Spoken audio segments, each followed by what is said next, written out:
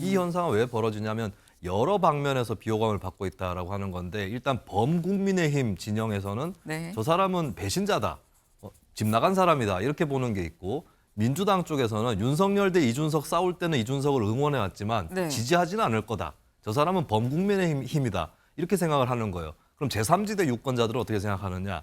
20대, 30대 남성에서는 좀 호감도가 높은 편이긴 한데 반대로 여성 쪽에서는 계속 페미니즘 때리고 여성 관련해서 얘기를 좀 기분 나쁘게 젠더 갈등을 부추기듯이 얘기했기 때문에 싫다. 이런 게 있는 것이고 50대나 이쪽에 중년층의 중도층 입장에서는 당을 운영하는데 자꾸 삐그덕거리고 예전부터 뭐 손학규 대표라든지 허은하 대표라든지 싸움이 난다. 뭔가 정치 행태적으로 마음에 안 든다. 이재명 대표는 호감도에서 1위 거의 뭐 계속적으로 하지 않았습니까? 근데 이재명 대표에게는 콘크리트 지지층이 있죠. 네. 절대로 무너지지 않는. 그런데 또 이재명 대표를 싫어하는 또 콘크리트 또 비호감층이 있어요. 그런 이제 정치인 자체는 뭐 그럴 수밖에 없는데, 근데 이준석 의원 같은 경우는 좀 다른 부분이 있다. 왜냐하면 이거 진보에서도 일방적으로 지지하는 콘크리트 지지층도 없고, 뭐 보수층에서도 없거든요. 특히 이제 보수층에서 많은 비판을 많이 하고 있죠. 그래서 뭐 저희 여론조사를 사실 이제 분석하기는 쉽지 않아요. 왜냐하면 이준석 의원입니다. 이준석 의원 기사 같이 볼까요? 만평이 오늘 하나 나왔습니다. 뭐냐?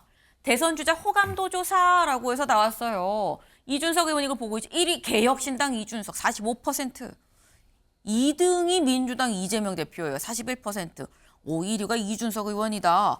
라고 생각을 할 수 있는데 이준석 의원이 고개 돌려 땀을 흘리며 가고 있죠. 보니까 대선 주자 비호감도 조사였다. 비호감 1위가 개혁신당 이준석이다. 라는 거죠. 이게 무슨 조사냐? 지난 15일 날 한국갤럽이 발표한 조사입니다. 여론조사 같이 볼까요? 이거죠. 그러니까 지금 절대 지지하지 않는다라는 거로 물어봤을 때, 그걸로 물어봤을 때 이재명 대표 41%, 김동연 23, 이준석 45, 김문수 33, 오세훈 30, 홍준표 36, 한동훈 37.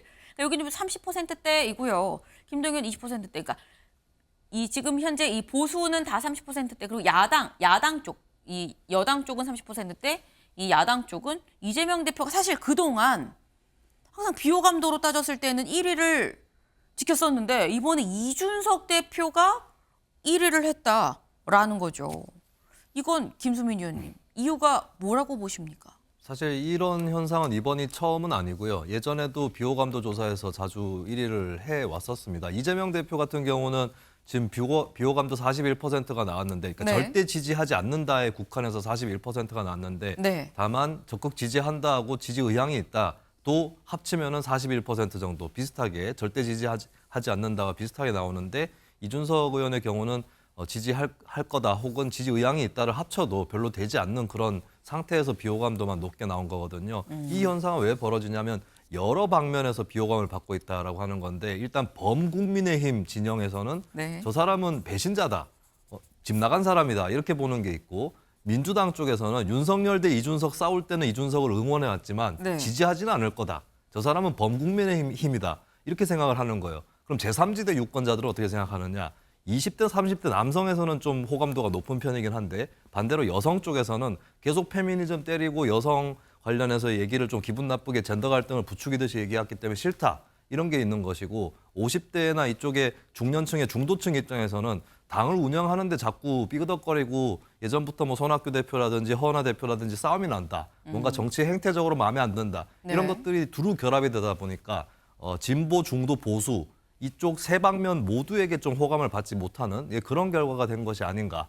현재까지의 정치 역정을 보면 이준석 의원의 플레이를 즐겨왔던 국민들은 많지만 정작 내가 지지하고 싶지는 않아라고 하는 그런 정서들이 좀 많이 쌓여 있는 것 같습니다. 네. 그러니까 지금 말씀은 진보에서도 보수에서도 양쪽 다 뭔가 좀 비호감을 받고 있는 거 아니겠느냐라는 말씀하셨는데 사실 이재명 대표 입장에서 비호감도가 높지만 또 호감도 조사를 해보면 호감도 조사 같이 볼까요? 네. 적극 지지한다라는 입장이 이재명 대표 26% 가장 높습니다. 그리고 두 번째가 여당의 김문수. 근데 이준석 의원이 어디 있느냐? 이준석 의원이 2%다라는 거죠. 근데 이렇게 되면 또 이재명 대표와도 완전히 약간 다른 양상이라고 조금 봐야 되는 거예요. 그러니까 비호감도가 높지만 호감도도 높다라는 거가 이재명 대표의 이 상황이라고 한다면 김광선 변호사님, 이준석 의원의 경우에는 비호감도 높은데 지금 호감도는 또 그렇다고 높지가 않은 상황이에요. 아까 저희 만평에 살짝 허은하 때문인가라고 혼자 읊조리는 이준석 의원의 모습이 같이 나오긴 했는데 이유가 뭐라고 보세요? 사실 내분도 있긴 있거든요. 일단 이재명 대표는 이제 비교하면 안 되죠. 일단 이재명 대표는 호감도에서 1위 거의 뭐 계속적으로 하지 않았습니까? 근데 이재명 대표에게는 콘크리트 지지층이 있죠. 네. 절대로 무너지지 않는. 그런데 또 이재명 대표를 싫어하는 또 콘크리트 또 비호감층이 있어요. 그런 이제 정치인 자체는 뭐 그럴 수밖에 없는데, 근데 이준석 의원 같은 경우는 좀 다른 부분이 있다. 왜냐하면 이거 진보에서도 일방적으로 지지하는 콘크리트 지지층도 없고, 뭐 보수 측에서도 없거든요. 특히 이제 보수 측에서 많은 비판을 많이 하고 있죠.